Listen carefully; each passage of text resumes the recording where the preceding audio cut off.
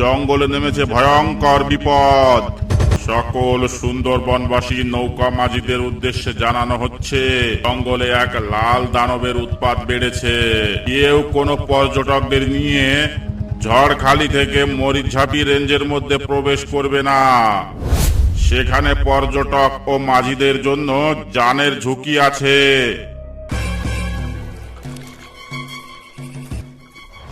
এই মধু, কোন দিকে যাচ্ছিস তোরা মাছ ধরতে?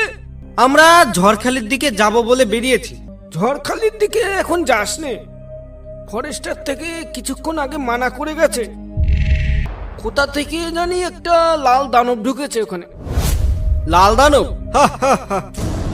দানব আবার লাল হয় নাকি? কি বলছো এসব মাঝি ভাই?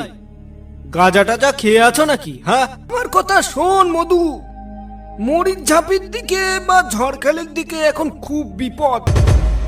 লাল দানব যখন বললে তখন তো দেখতেই হয়।